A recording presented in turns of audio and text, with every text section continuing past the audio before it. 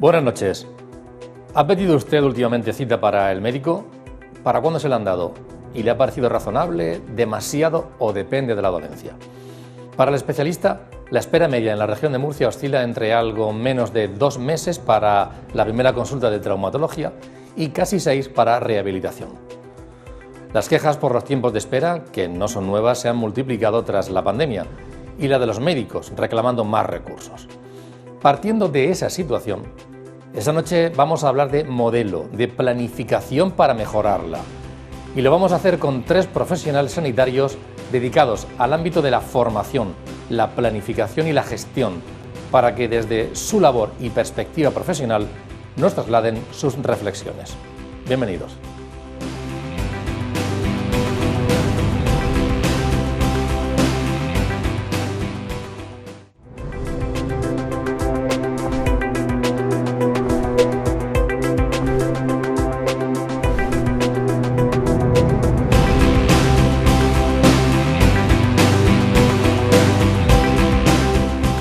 Muy buenas noches, bienvenidos al debate. En efecto, este es un asunto que preocupa y ocupa a un enorme colectivo de todos los profesionales que trabajan en el ámbito de la sanidad, pero a otro mucho mayor. En definitiva, a todos los ciudadanos nos afecta de manera directa. Y está candente siempre, es un tema de actualidad, pero parece que más todavía estas últimas fechas tras haber salido de la pandemia que está ocurriendo. Lo vamos a analizar esta noche aquí con 3 invitados, son 3 profesionales que tienen además una dilatada experiencia tanto en el ámbito clínico como en el ámbito de la gestión sanitaria, también dentro de lo que es la esfera pública y de la esfera privada. Es una perspectiva, por tanto, que queremos hacer con los 3 invitados y también con testimonios que vamos a ir incorporando en el transcurso del programa. Les presento a continuación a Mariano Guerrero, es el director del Máster de Gestión Sanitaria de la Universidad Católica. Es además miembro de la Asociación de Directivos Sanitarios de nuestro país y dentro de esa experiencia de gestión de hospitales, por ejemplo, públicos como La Resaca en la región de Murcia, pero también en Madrid, en Alicante y demás. Mariano, muchas gracias por estar esta noche con nosotros. Bienvenido. Muchísimas gracias por estar aquí en este plató de nuestra universidad, es un placer. Gracias. Muchas gracias, Mariano. Nos acompaña también el gerente del Servicio Murciano de Salud, Francisco Ponce, que además de esa labor de gerencia, también ha sido clínico, no hace mucho, hace poquito, y en una parcela que ahora de la que se habla mucho, que es la medicina familiar y comunitaria. Bienvenido. Bien hallado, muchas gracias por invitarme a esta tertulia. Y muchas gracias, se lo agradezco. Y el decano de la Facultad de Medicina de la Universidad Católica, que es Jerónimo Lajara. Bienvenido, Jerónimo. También esa doble vertiente que ha tenido de clínico en sector público, sector privado, experiencia, docencia y demás, que es también fundamental que se analice. Gracias, Jerónimo, por estar aquí. Gracias por Yo sí, le agradezco siempre a todos los invitados que estén aquí, que participen en este programa y esta noche, además, de una manera, no sé si especial, pero quiero poner el acento en el gerente del Servicio Murciano de Salud, porque que los responsables públicos, cuando hay una situación donde hay preocupación, hay problemas, hay discrepancias, hay tensión, que están en los medios de comunicación, que acepten la invitación para compartir esas reflexiones y explicar, dar su punto de vista, explicarse ante los ciudadanos respecto de lo que está ocurriendo, es de agradecer. Es una parcela que yo creo que es fundamental en el servidor público y en este caso se lo agradezco.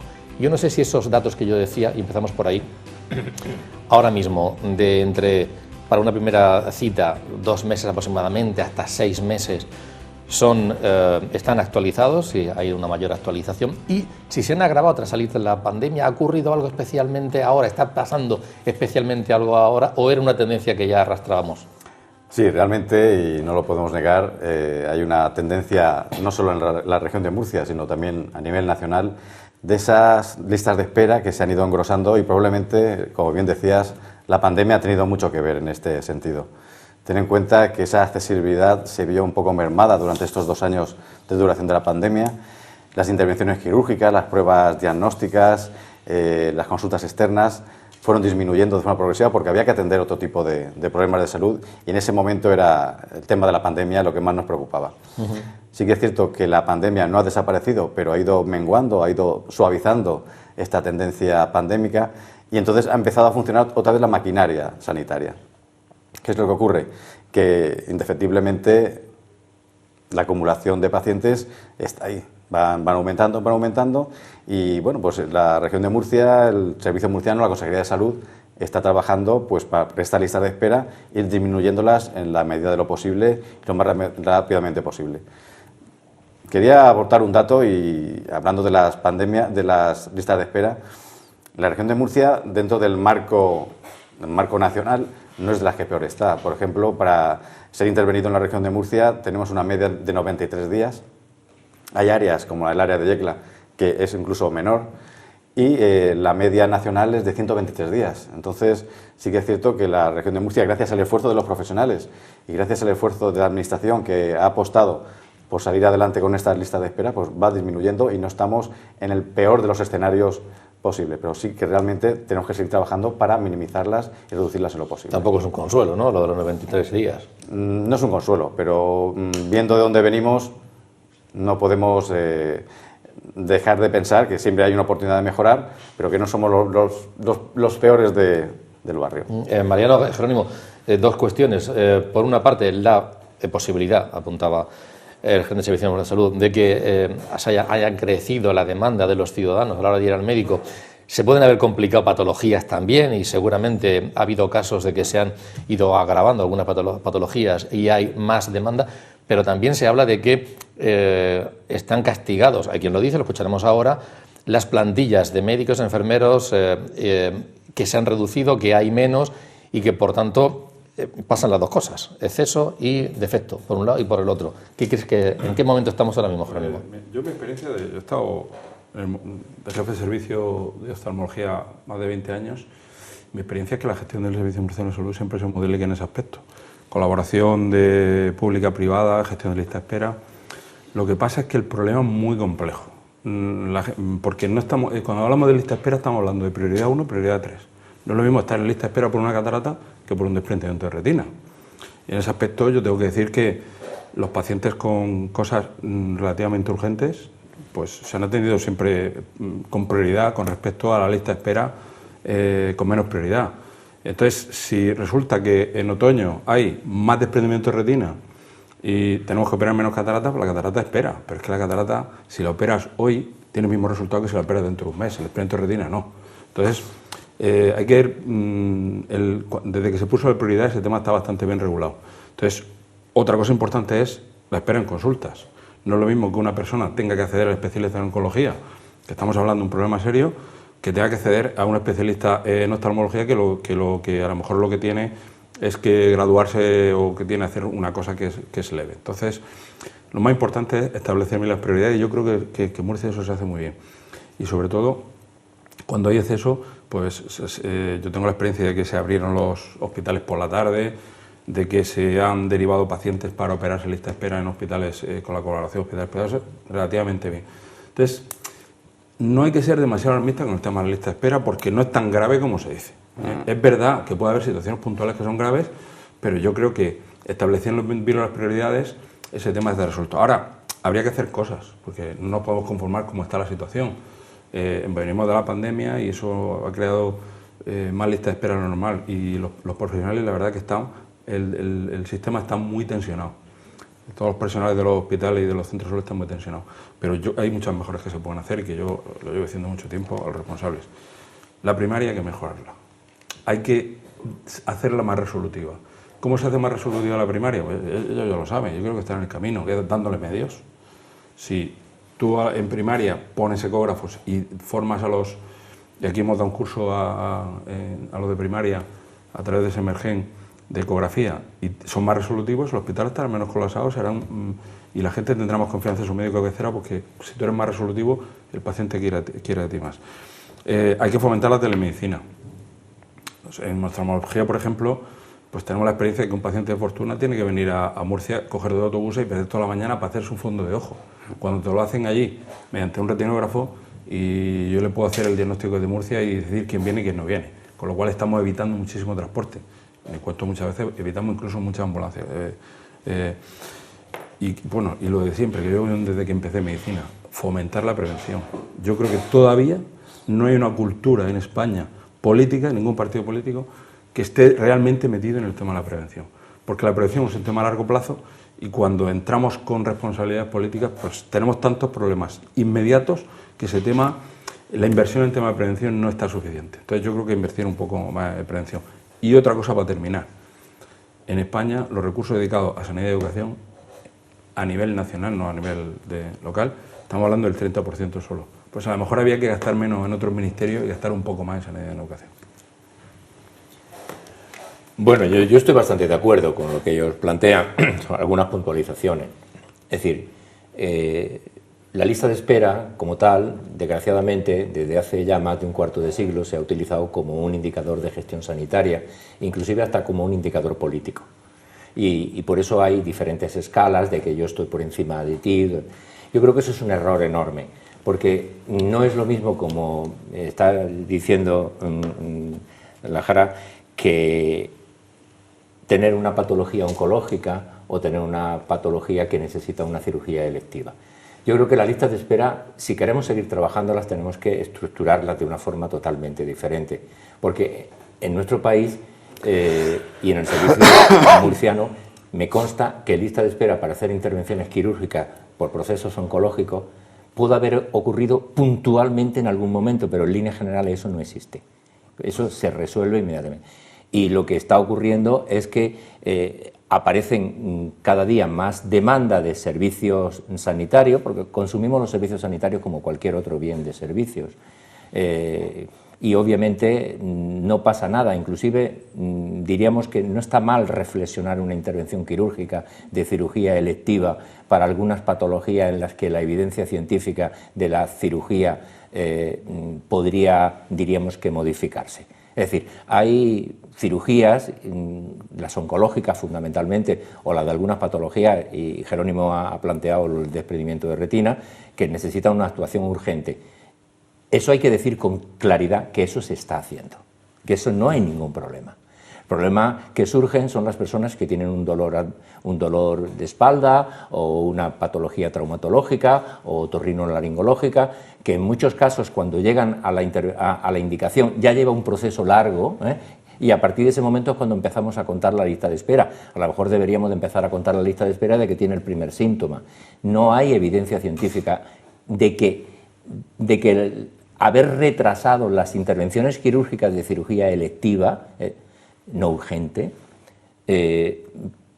produzca un efecto adverso a la salud de la población. Diríamos que en muchos casos lo contrario, porque hay algunas de ellas que con el tiempo se reflexiona y en una segunda revisión el propio facultativo plantea que quizá la intervención indicada en una primera etapa, eso ocurre mucho con la cirugía traumatológica, que se pospusiera para una segunda cuestión. En cualquier caso, lo que sí es cierto es que hasta que se decide la intervención, la operación, y estáis hablando de esto, hay un periodo que es el que preocupa mucho y es el diagnóstico para saber si es urgente o no. Es decir, que si yo no sé qué me pasa, pues todavía me preocupo más, o no me lo han dicho, o no se ha decidido y no se ha comunicado, pues todavía estoy muy preocupado porque a ver si va a ser algo grave y resulta que se está alargando. Esa primera cita del médico de familia, esa primera cita del especialista 3-4 meses, a ver si va a resultar que cuando me hagan el diagnóstico se han complicado las cosas, aunque luego la operación llegue rápido. Ese proceso de 3, 5, 6 meses, 8 meses, es el que parece demasiado largo, la percepción es de que es demasiado largo y ahí es donde está la preocupación. De hecho, nos hemos ido a una puerta de un centro de salud y los pacientes que acababan de salir nos decían estas cosas. Un año que vi al médico, me mandó pruebas y ahora he venido al médico y ahora me dan para hacerme una prueba para octubre del año que viene. Pues lo que va a pasar es que antes de que te llegue una prueba o vaya a ver al médico, te has muerto. Desde marzo del año pasado hasta ahora veo que está todo relajado, que no se están poniendo manos a la obra y como no nos quejamos, pues es lo que pasa. Muchísimo, pues llevo 5 meses para que me dé cita para la rehabilitación. 5 meses y todavía nada.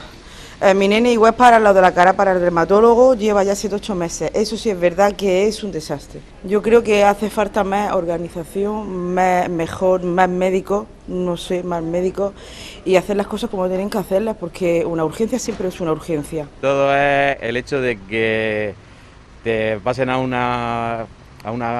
servicio exterior, te llamen sin identificación no sabes quién te está llamando y si no lo coges ya tú has dicho que no, cuando tú ni lo has cogido ni has podido contactar con nadie. Ese es el periodo de preocupación. Sí, está claro que la incertidumbre de los pacientes pues hay que saber gestionarla y es comprensible.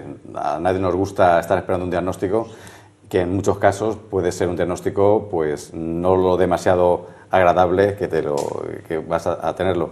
Pero quiero abundar en lo que están diciendo los compañeros en la mesa.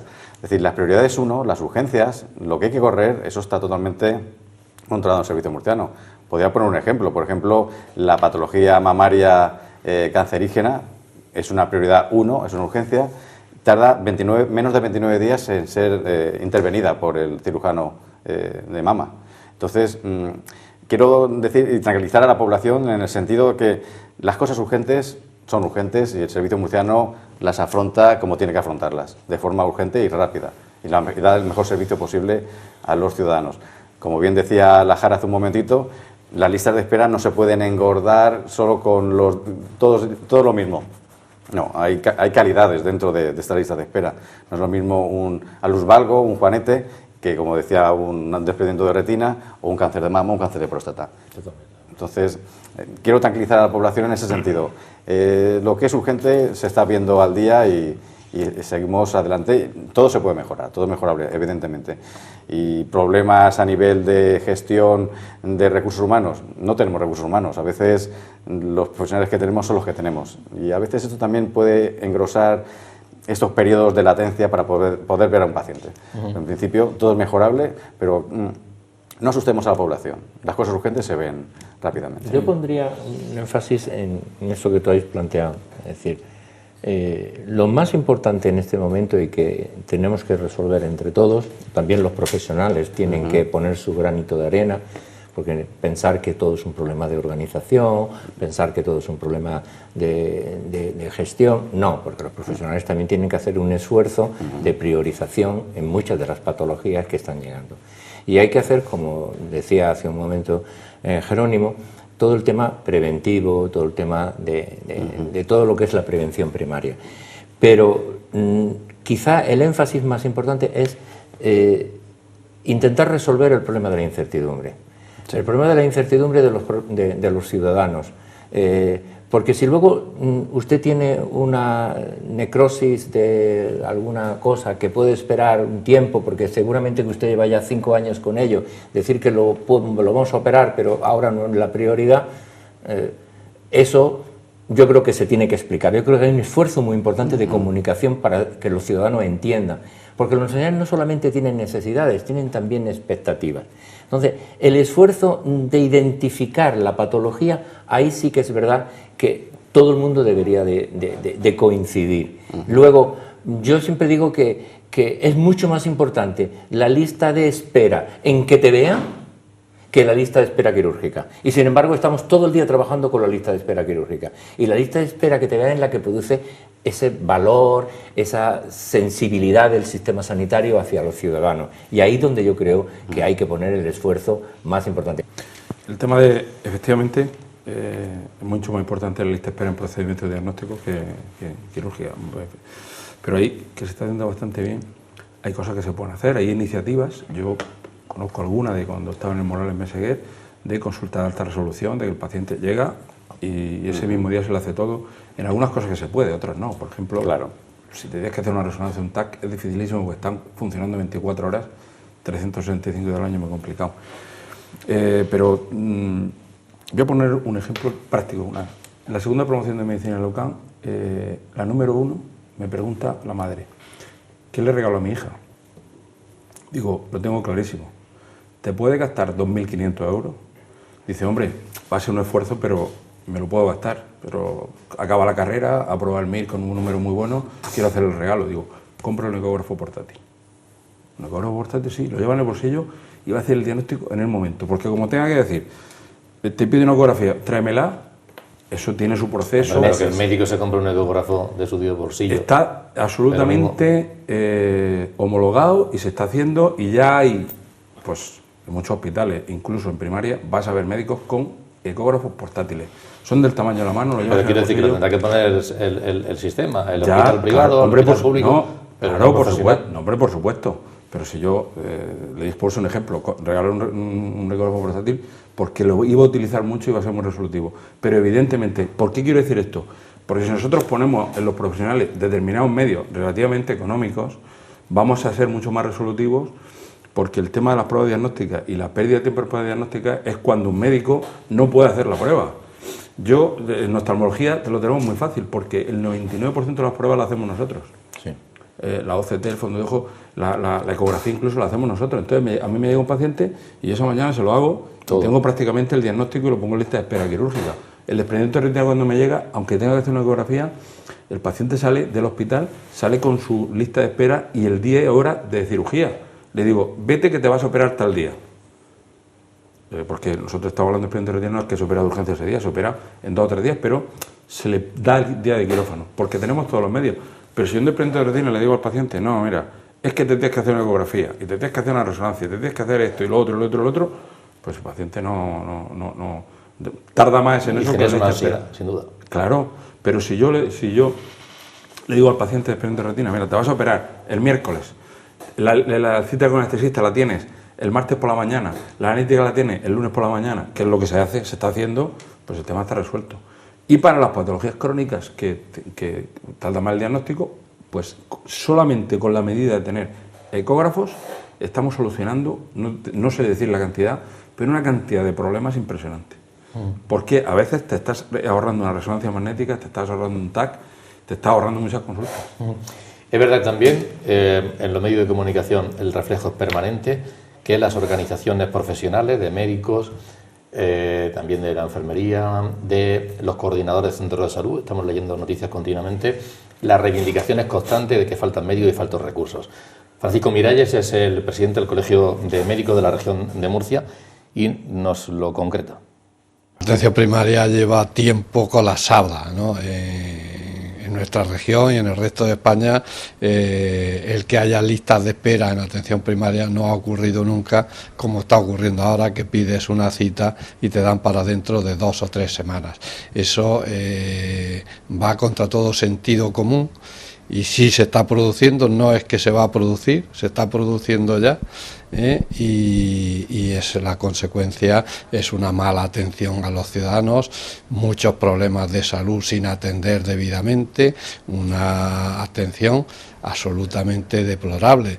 Y sí hay responsables de esto, son aquellos que tienen la responsabilidad de dotar a la atención primaria de los recursos que necesita y que no lo están haciendo. En el caso de la región de Murcia, el gobierno de la región de Murcia no provee de los médicos que necesita la atención primaria, no provee de los tiempos necesarios para atender a nuestros pacientes y estamos dando una mala calidad asistencial, lo que tendrá repercusiones en la salud de los ciudadanos. En este momento nuestras ratios de lista de espera son peores que otras comunidades, estamos peor que la media nacional, pero incluso aunque estuviésemos mejor, no es un éxito cuando algún político sale diciendo que la lista de espera la ha bajado de 110 días a 106. 106 días es intolerable. Por tanto, no presumamos en estos casos. En cualquier caso, estamos mal en relación con el resto de comunidades autónomas. No solo es la falta de recursos y la falta de médicos, ¿no? Hay más cosas estructurales que hay que abordar, pero bueno, ya nos conformaríamos con atender lo prioritario, que es los recursos. Efectivamente, el modelo de gestión, el modelo asistencial, la integración con hospitales, pues muchas reformas e incluso la jerarquización de las estructuras asistenciales, todas estas cosas que hay que abordar, pues habría que hacerlo también. Hay una cifra que es bastante aproximada, que es que en los próximos 10 años en España se van a jubilar 80.000 médicos. Pueden ser 78, pueden ser 85.000, pero muchos médicos, un 40% de los médicos que están en el sistema desaparecen en 10 años. En Murcia pues vamos en unas cifras similares, aquí estamos entre, pues según el momento que hagamos el corte, pues entre 1.700 y 2.000 médicos que se van a jubilar en los próximos 10 años, que es aproximadamente de los médicos en activos casi un 30 y tantos por ciento, casi un 40% también, que no tenemos capacidad de suplir. Dos cuestiones, hablaremos del baby boom, que arrastráis consecuencia, pero falta de médicos en atención primaria, mejora de gestión. Incluso el Gobierno de España, en una información difundida hace unos días, alertaba que está al borde de colapso la atención primaria. ¿Qué pasa en la atención primaria? ¿Faltan médicos? ¿Hay mala gestión? ¿Qué está ocurriendo ahí? Bueno, es un problema multifactorial, evidentemente. No es una simplicidad decir que es un problema de falta de recursos. Es posible que falten recursos, evidentemente. Lo que es la Consejería de Salud, el Servicio Murciano, estamos trabajando en un nuevo plan de atención primaria en el que vamos a poner estos recursos que solicitaba el ilustrísimo señor presidente del Colegio de Médicos. Y vamos a poner estos recursos encima de la mesa y los sacaremos pronto para que la opinión pública pueda ver el esfuerzo que está haciendo el Gobierno de la región para dotar a la atención primaria de los recursos que merece, con presupuestos finalistas, con disminución de los cupos de los médicos. Estamos intentando trabajar para cupos de 1.250 pacientes por facultativo, para que puedan hacer lo que tienen que hacer, lo que saben hacer medicina, tratar al paciente y, como antes decía Mariano, mirar a los ojos al paciente, que a veces se nos olvida que, y parafraseándolo a lo que dice Mariano, al paciente hay que tratarlo y darle un buen trato también, ¿no? Entonces, estamos trabajando para eso, poner más recursos, recursos finalistas a nivel económicos para que la atención primaria pueda despegar, un impulso también a nivel de infraestructuras tecnológicas. Como bien decía antes Jerónimo, pues evidentemente si tú tienes tecnología para trabajar vas a poder hacer muchas cosas más. Hemos dotado de ecógrafos a todos los centros de salud de la región. A todos los centros de la región de Murcia tienen sus ecógrafos. Estamos formando a los profesionales. El ecógrafo es el nuevo fonendo del siglo XXI. No es comprensible no trabajar con ecografías en la medicina moderna. Estamos dotando, o vamos a dotar a cada uno de los facultativos de dermatoscopios para hacer diagnósticos rápidamente de cualquier problema dermatológico cutáneo, rápidamente. ¿Cómo vamos a trabajar listas de espera en oftalmología? Dotando de retinógrafos a los centros de salud, donde podemos hacer retinografía y con inteligencia artificial hacer diagnósticos precoces y que os lleguen solo los que tienen que ser vistos por oftalmología. Toda esta tecnología va a estar al servicio de los médicos de familia próximamente y trabajaremos en muchos ámbitos, dándole confianza al paciente, dándole confianza al propio profesional de que está haciendo una buena medicina y, desde luego, disminuyendo estas listas de espera que no son tolerables, a lo mejor en oftalmología. ¿Hay una inversión para esto? ¿Unas fechas previstas? ¿Una inversión prevista? Claro, los presupuestos se están trabajando para el año que viene y próximamente tendremos estos presupuestos finalistas para atención primaria. Yo creo que todo este tipo de necesidades y de reformas, primero, no se pueden hacer sin el compromiso de los profesionales. Porque todas las actuaciones nuestras son evaluadas y cuando uno se mira los informes de la Sociedad Española de Radiología y te dice que el 30% de las indicaciones diagnósticas de patología de espalda no están indicadas, uno tiene que reflexionar y dice, hombre, si el 30% de lo que indicamos los profesionales podríamos no haberlo indicado, y eso va también a lista de espera, pues obviamente no lo estamos haciendo bien. Y inclusive en indicaciones de cirugía electiva también se está estudiando aquellas indicaciones que no se ajustan a protocolo.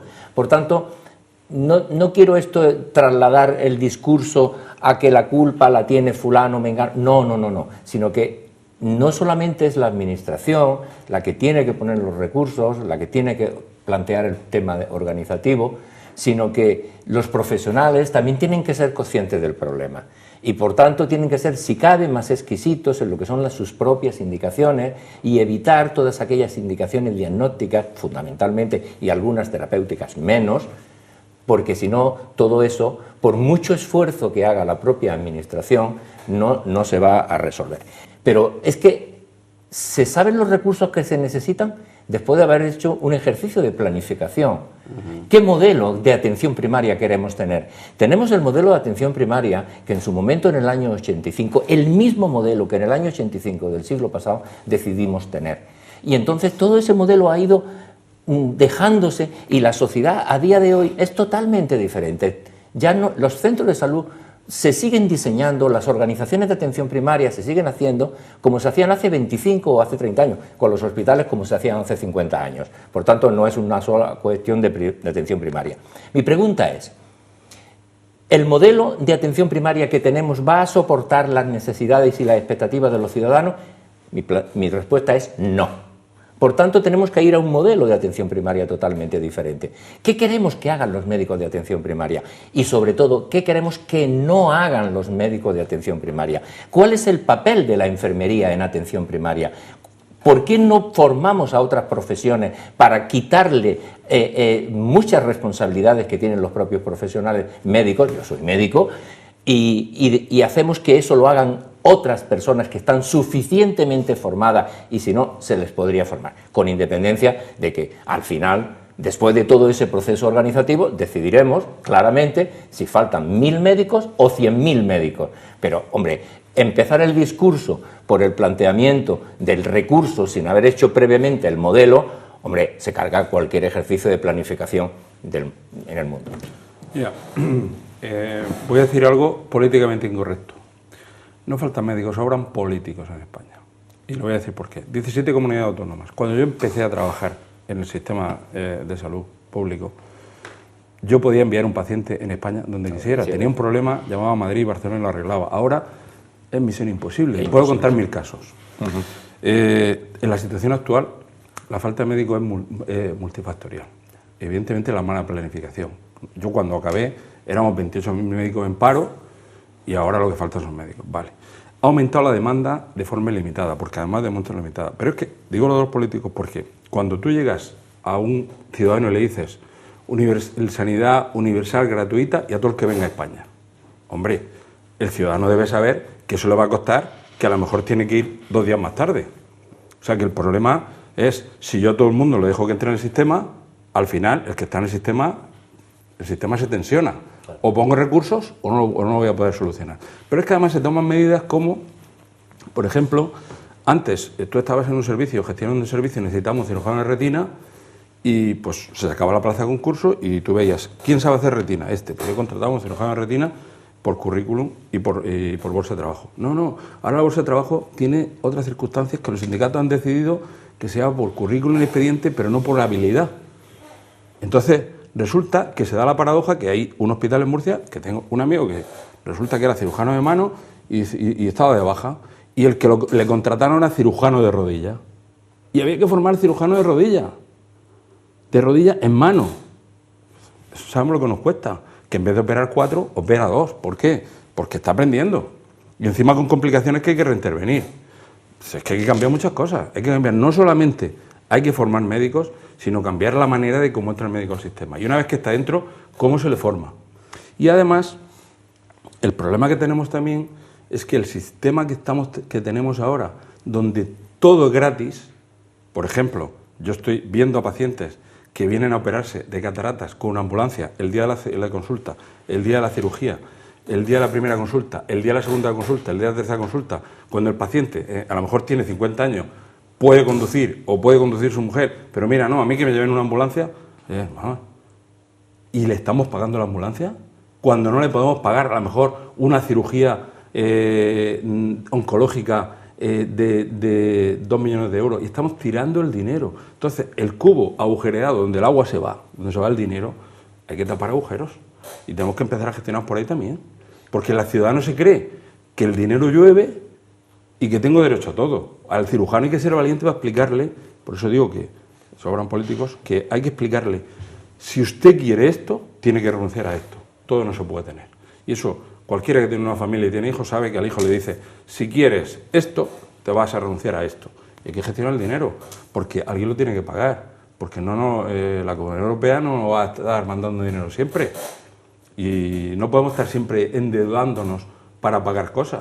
Habrá que renunciar a unas cosas, habrá que quitar algún ministerio y reducir dinero de ahí para meterlo aquí y dentro de aquí gestionar mejor el dinero.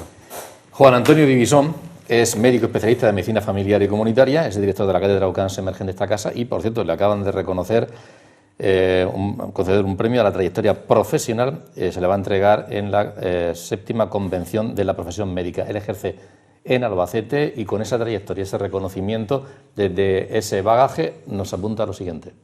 Yo creo que se encuentra en una situación bastante delicada y yo creo que la pandemia pues la ha agudizado pero esto es algo que ya se viene arrastrando de hace algún tiempo.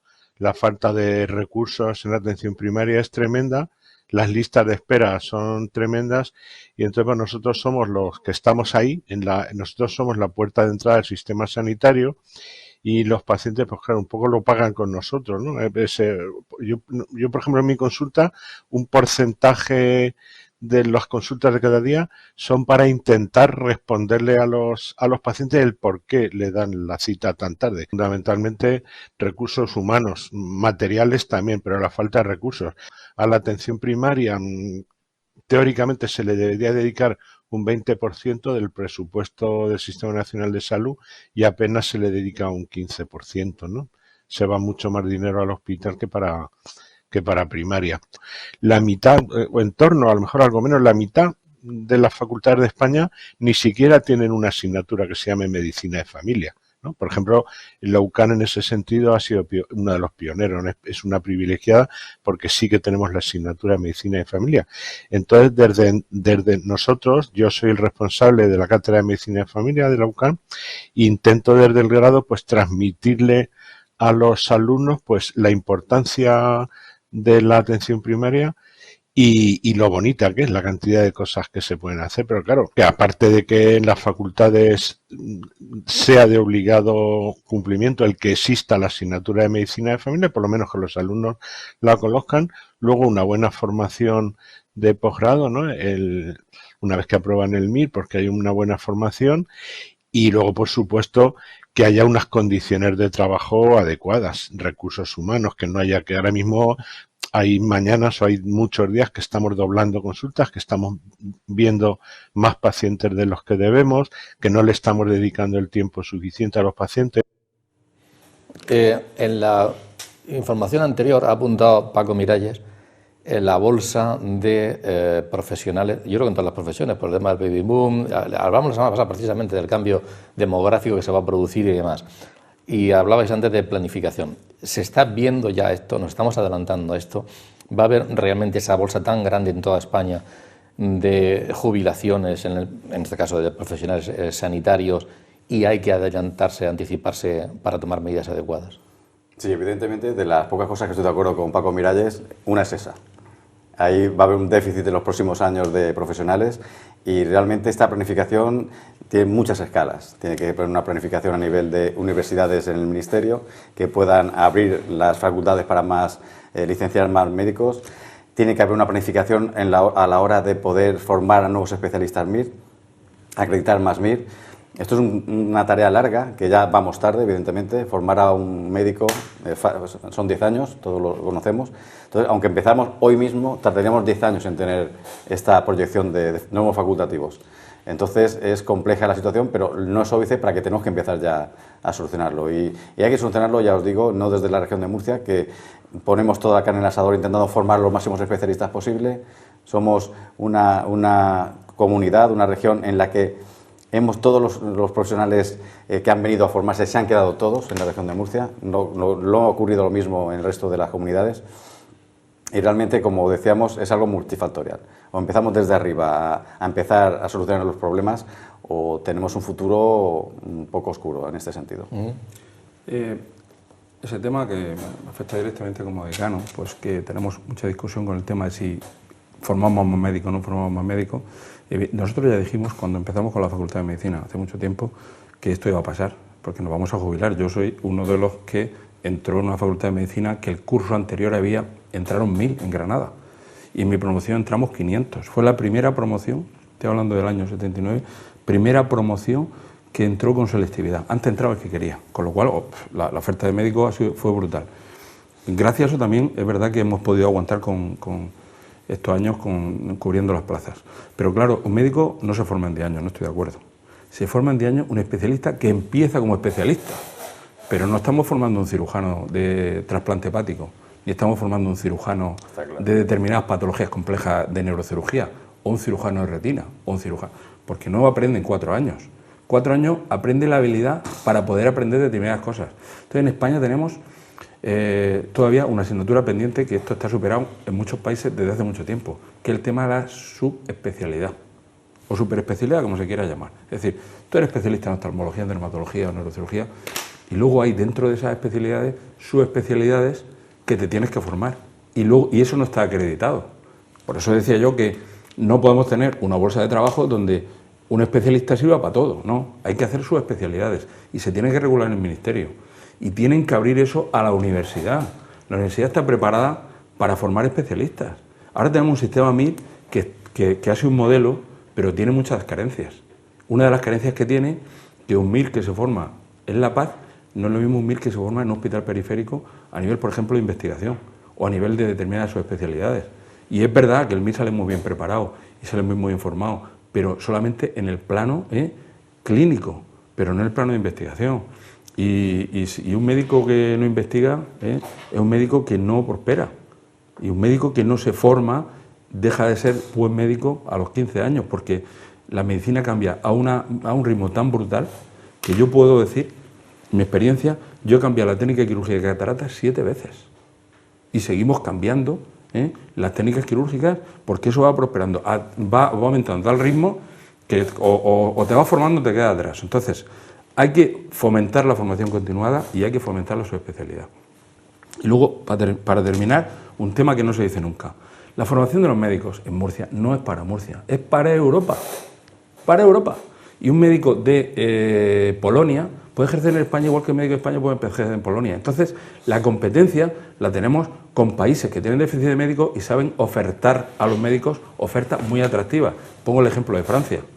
En Francia, yo estoy suscrito a una página por informarme que me llegan ofertas de trabajo todas las semanas como oftalmólogo. Claro, cuando llega una oferta que te dice, mire usted, le pago la casa, le doy un curso de francés de 6 meses y le voy a pagar por trabajar 4 días a la semana durante 8 horas 12.000 euros, libre de impuestos. Y tú dices, si me quedo en España, para ganar eso, 12.000 euros, que Hacienda me va a cobrar el 47%, tengo que ganar 20 tantos, ¿qué tengo que hacer? ¿Trabajar de lunes a domingo, mañana y tarde? Se van. Esa es nuestra competencia real. Y eso no somos capaces de verlo porque, evidentemente, no podemos pagar esos sueldos en España, pero tenemos que buscar fórmulas imaginativas para que se quede. Y el médico, la mayoría de veces mi experiencia es que no se va por dinero solamente, se va por calidad del trabajo y por medios para trabajar. Si tú estás trabajando con malos medios y resulta que al paciente no le puede dar el diagnóstico o el tratamiento, el médico, que la mayoría, yo creo que tenemos mucha ética, pues nos vamos donde nos dan los mejores medios para trabajar. Yo he cambiado de puesto de trabajo 2 veces y siempre he perdido dinero en el puesto de trabajo, pero me iba a sitios donde me iban a dar los medios para formarme lo que yo quería hacer, que era retina, y eso lo he visto muchísimas veces, que hay médicos que renuncian al dinero con tal de trabajar mejor. Entonces, esa es nuestra fuerza, darle medios.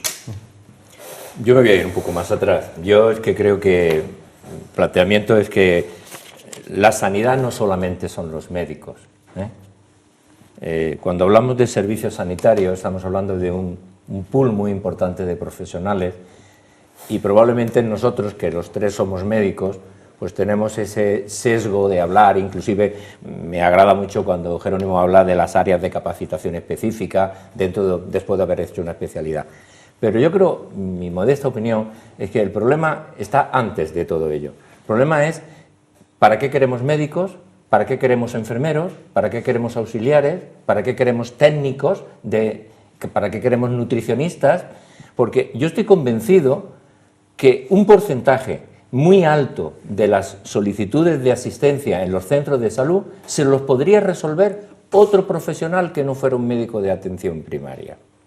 Cuanto menos alguien que actuara en una primera instancia y estableciera un criterio, porque, vamos a ver, la enfermería es el futuro, no lo olvidemos, la enfermería ya no son los ayudantes de los médicos, es una profesión fundamental para los servicios sanitarios, para un lugar como Europa, con un envejecimiento donde se van a necesitar no solamente atención médica, sino también cuidados, y todo esto, yo creo que el debate se ha dejado a la enfermería fuera, y a mí me parece un auténtico error que en toda la reforma de la atención primaria no se esté poniendo en el centro la función de la propia enfermería como elemento funcional. Todos los médicos de atención primaria, y todos tenemos amigos, personas conocidas, cuando hablan de atención primaria, hablan de los recursos médicos de atención primaria. Y yo digo, vamos como de los recursos médicos, porque no hablamos de la enfermería. A mí me parece fundamental que apostemos por una enfermería altamente cualificada que sea capaz de resolver problemas. Evidentemente los problemas oftalmológicos no los va a resolver, ni los problemas de cirugía cardíaca no los va a resolver. Yo creo que una medicina que tiene que ir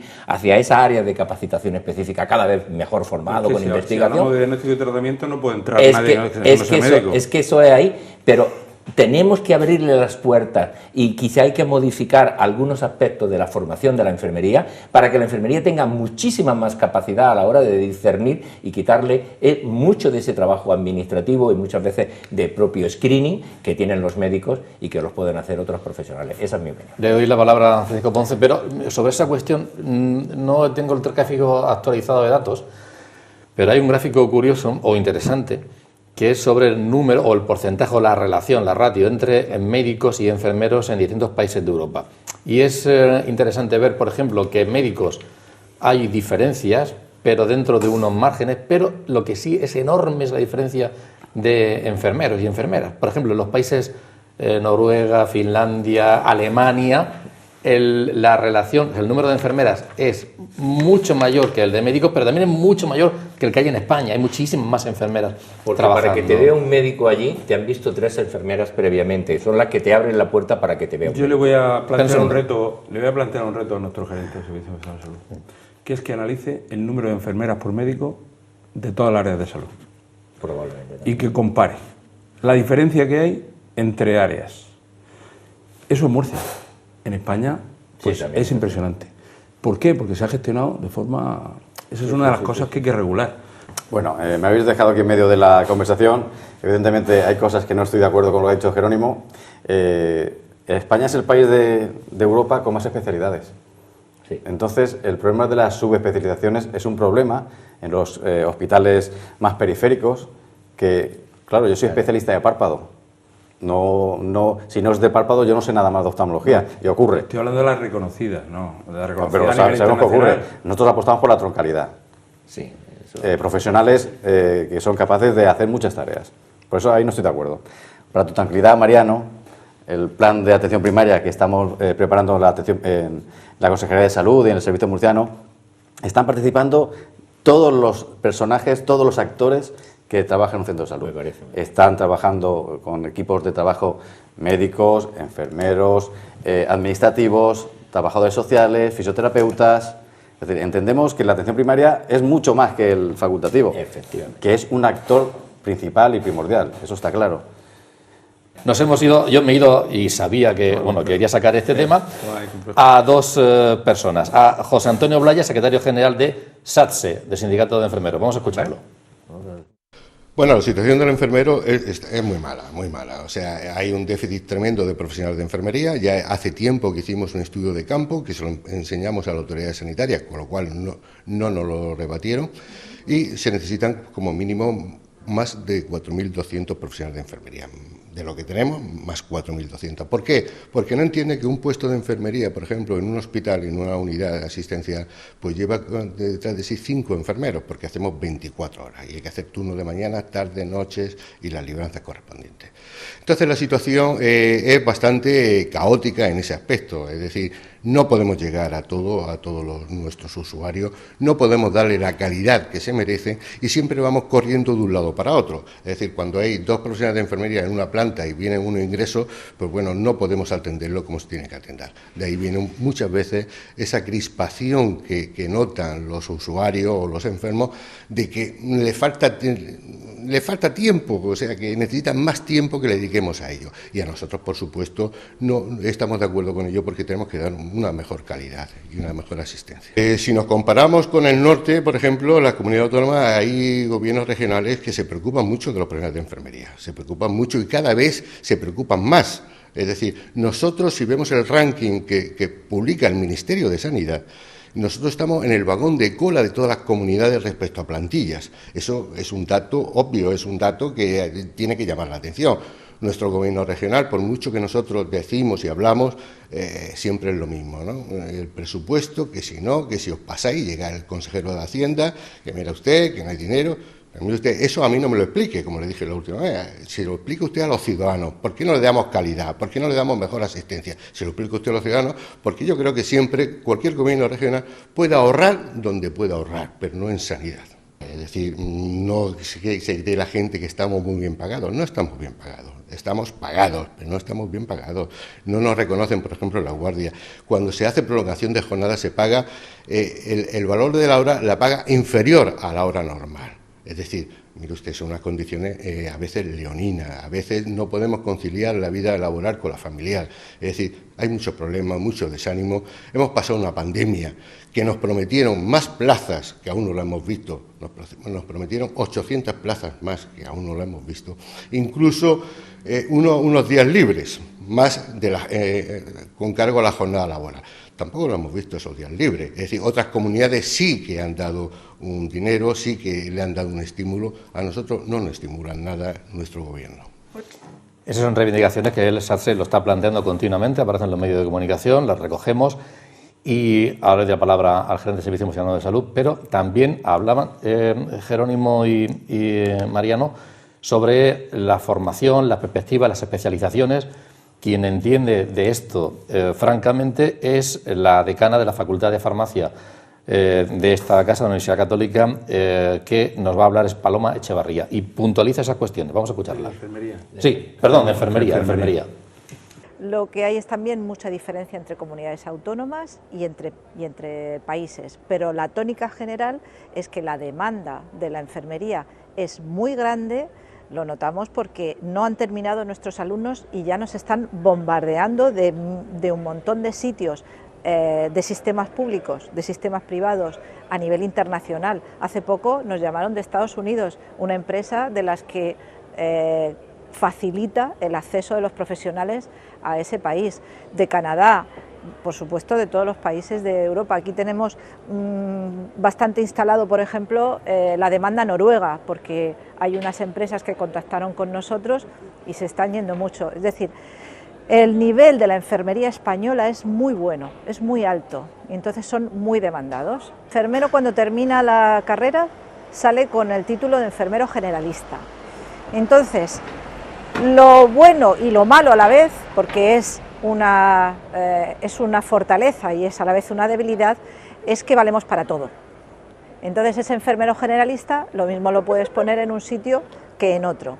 Eso le viene muy bien al gestor porque así tiene mayor capacidad de movilidad. Solamente requiere especialización algunos puestos de trabajo, por ejemplo matrona, salud mental, pero matronas sí, todas son matronas, pero hay muchos puestos de salud mental, por ejemplo, o de enfermería comunitaria o de geriatría que no están cubiertos por especialistas geriátricos, porque ahora mismo no es requisito indispensable, el sistema no está preparado para esto. Entonces, hay áreas de mayor desarrollo, efectivamente, como son la geriatría, la comunitaria, pero ahora mismo un enfermero generalista puede trabajar en cualquier ámbito, excepto en los que he comentado. Pensando en el ciudadano, para que haya una mejor atención, que es lo que demanda el ciudadano, ¿hasta qué punto esas reivindicaciones de los enfermeros ayudan, se están respondiendo, vendrían a paliar esa situación? Evidentemente estoy muy de acuerdo con lo que ha comentado la decana. La formación de la enfermería en nuestro país y en nuestra región es excepcional. Tenemos unos enfermeros altamente cualificados en todas sus funciones. Y sí que también estamos trabajando en el nuevo PAIMAP, perdonad que lo reitere mucho, estamos trabajando pues para bajar un poco las ratios de los cupos de enfermería también, igual que he comentado, igual que con los médicos.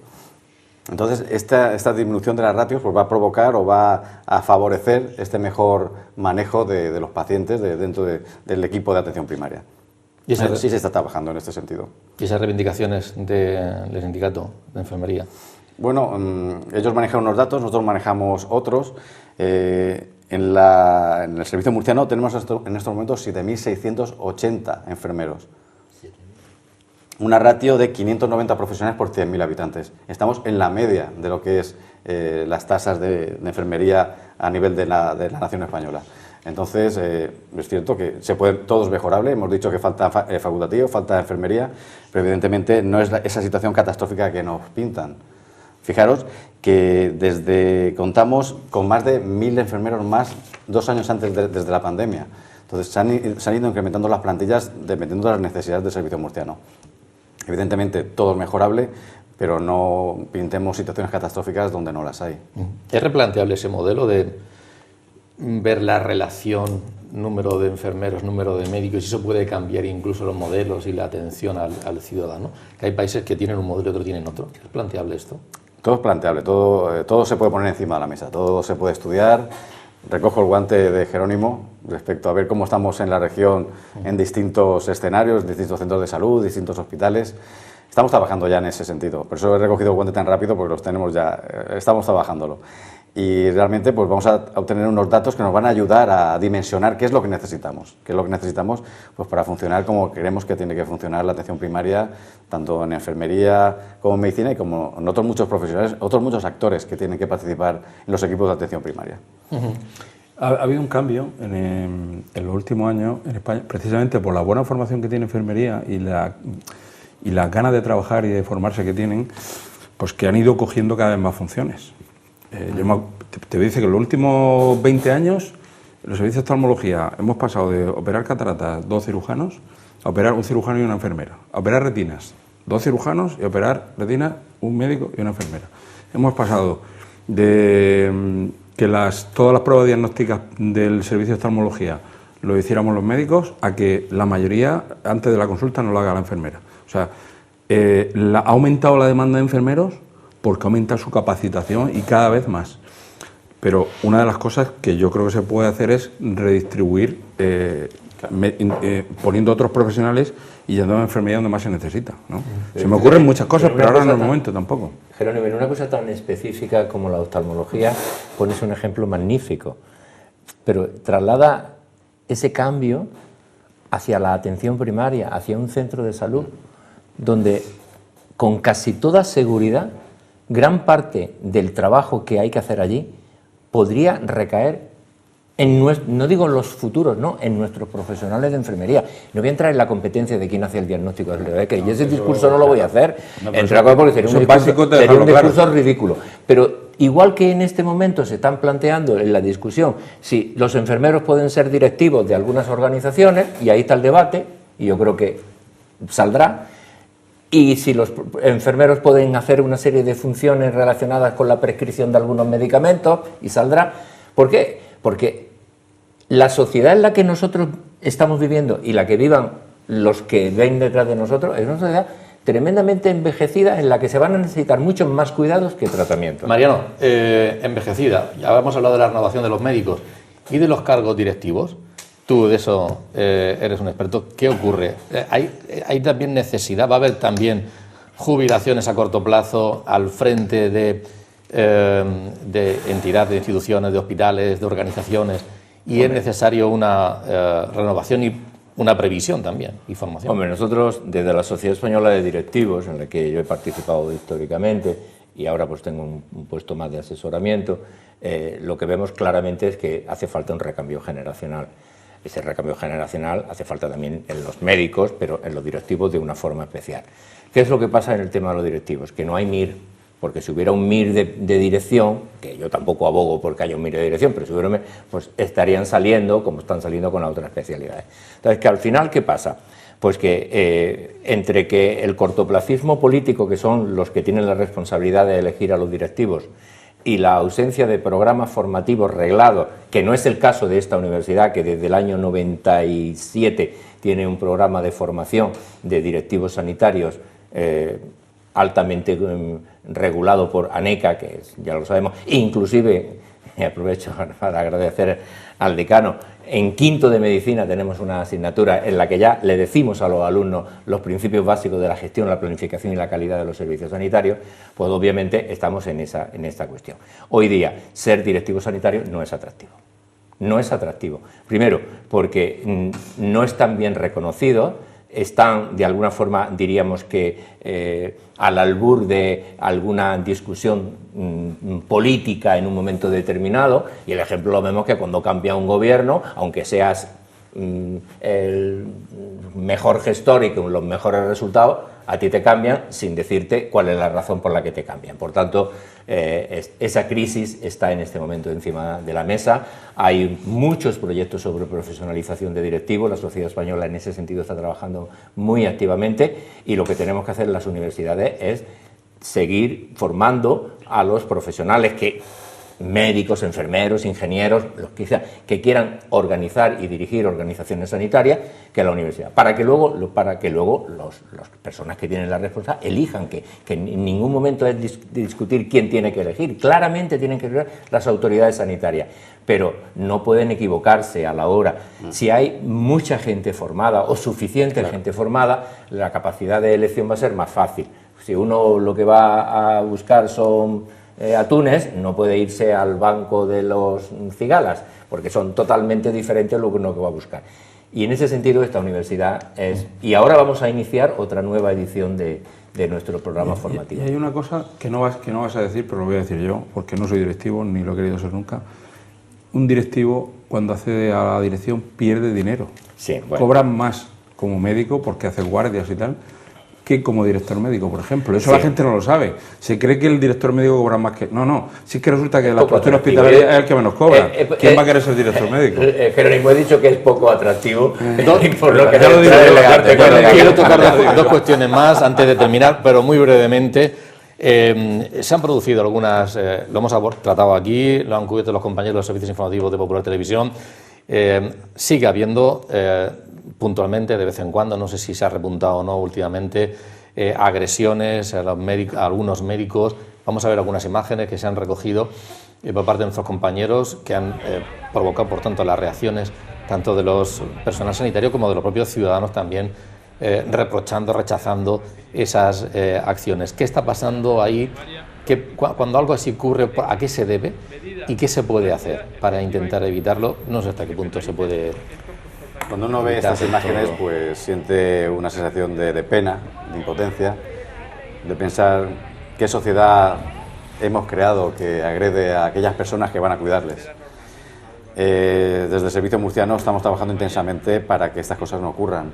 Desde hace ya más de 15 años se ha trabajado en poner cámaras de vigilancia o vigilantes en aquellos centros más conflictivos de la región. Todos los centros de salud, todos los hospitales, todas las consultas tienen su botón antipánico. Apoyamos de forma jurídica a aquellas personas, a aquellos profesionales que han sido agredidos. Intentamos hacer una campaña o hacer campañas de concienciación a la ciudadanía para que vean que esto es una situación inadmisible y que no podemos seguir con esas dinámicas, poniendo vídeos explicativos en los centros sanitarios. Realmente estamos muy implicados en que estas cosas no ocurran, como no puede ser de otra manera. No podemos consentir que aquellos profesionales que están cuidando de la ciudadanía no puedan hacer su trabajo relajados. Tú imagínate que vas a trabajar con miedo a que te agredan. No puede ser, no puedes dar lo mejor de ti mismo. Entonces necesitamos concienciar a la sociedad, que sé que en una gran mayoría reprueba estas prácticas, pero que debemos de concienciarnos todos que no puede ser, no podemos seguir por este camino. Entiendo que la sociedad está crispada, pero la crispación hay que cambiarla por otras maneras de comunicarnos y de hablar entre nosotros. Pero Paco, entre nosotros, hace poco tiempo éramos los héroes. Sí. Hemos pasado de ser los héroes y ahora lo que pasa es que esto, por muy grave que sea, hay que decir también que es puntual. Es decir, no es una situación, pero desgraciadamente la heroicidad que se les ha demostrado a los profesionales sanitarios nos deberíamos de quedar ahí y no en una agresión, por grave que sea. No, pero es que este problema, evidentemente se están haciendo cosas. Por ejemplo, una de las cosas que se hizo fue declarar autoridad a los profesionales sanitarios. Eso es un avance, pero nos quedamos cortos, porque la agresión a un profesional sanitario, que el paciente llega nervioso, pierde la cabeza por lo que sea, y cree que tiene derecho a todo, porque estamos en una sociedad que todos son derechos y ninguna obligación, pues lo paga con el que tiene enfrente. Efectivamente no lo paga con el responsable. A lo mejor tu responsabilidad no es, la lista de espera no es responsabilidad tuya y el paciente la paga contigo. Pero hay una cosa que no se ha hecho todavía, que es legislar la agresión como muy grave, porque como eso, esa agresión de la que estamos hablando, el agresor está en la calle, claro, no está en la cárcel. Y ese puede agredirme mañana otra vez y seguirá en la calle. Entonces, si sale gratis, pues amenazará al médico o a la enfermera o al profesional o al auxiliar o al administrativo las veces que le dé la gana, y algunos se dejarán. Porque yo, antes de que me agredan, por lo mismo le doy la baja. Claro. Entonces, a lo mejor lo que tenemos que hacer es que la pena sea mucho más grave de lo que hay ahora. Totalmente. Dar armas a los jueces y a los fiscales para que eso sea mucho más grave. No Vamos a terminar en la terminar y lo vamos a hacer con una propuesta, que os pido que así sea. Mejor, en cualquier caso, una conclusión sobre la mejora de la atención, del servicio, de la percepción, que en definitiva el ciudadano, los profesionales también, por supuesto, y el ciudadano tengan una mejor atención, una mejor percepción de esa atención. ¿Qué se puede hacer? Una propuesta, algo concreto. Que cualquier reforma tiene que tener los 3 ejes en los que se basan los servicios sanitarios, que son los ciudadanos, los profesionales y la autoridad sanitaria, y que todos tienen que participar para realmente poder conseguir una reforma necesaria del sistema sanitario, no solamente de atención primaria, sino también del mundo de los hospitales. Yo voy a decir una frase que me encantó de un compañero mío que me dijo, dice, es que aquí cuando se legisla es yo invito y tú pagas. Claro. Yo legislo y tú eres responsable de ejecutar. No se puede. Tenemos que pensar que cuando se legisla una cosa, cómo se va a dotar de presupuesto para que se lleve a cabo. Y eso en España seguimos con el yo invito y tú pagas, y mientras no cambiamos esa mentalidad esto no funciona. Me quedan 1000 preguntas para hacerle. Le voy a pedir igual al gerente de Servicios de Salud 1000 cosas. Lo de la especialidad, por ejemplo, de urgencias, que es algo demandado también con frecuencia, la relación entre las residencias de ancianos con los centros de salud del entorno. Hay muchas cosas, la verdad es que está usted entretenido, ¿eh? No me quejo. Pero bueno, un planteamiento, una propuesta de mejora, un enfoque positivo. El enfoque positivo es que tenemos unos profesionales de una gran valía, lo dan todo por el servicio murciano, lo dan todo por los ciudadanos para darles la mejor asistencia posible. Y creo que nuestra obligación, y es importante, es poner en valor todas las cosas buenas que hacemos, todas las cosas buenas que se hacen en la región de Murcia. Hay que ponerlo en valor. Entonces, intentar salir del victimismo, uno entra en un victimismo, en un bucle de indefensión que no se puede salir de ahí. Hay muchas cosas que mejorar, posiblemente muchas oportunidades de cambiar las cosas. Se trabaja para eso, trabajamos todos en pro del paciente y del ciudadano, pero pongamos en valor el gran servicio sanitario que tiene la región de Murcia, con una red de 9 hospitales, un hospital psiquiátrico, más de 185 centros de salud, más de 176 consultorios auxiliares. Pongamos en valor lo que tenemos en Murcia. ¿Y un compromiso? ¿Ese documento de trabajo que están elaborando? El compromiso es seguir trabajando y sacar un documento para una nueva atención primaria próximamente. Muchas gracias, Mariano. Ha sido un placer contar contigo en este programa, Jerónimo. Muchas gracias. Y a Francisco Ponce, gerente de Servicios de Salud. También gracias a todos ustedes por habernos seguido. Volveremos el próximo jueves. Buenas noches.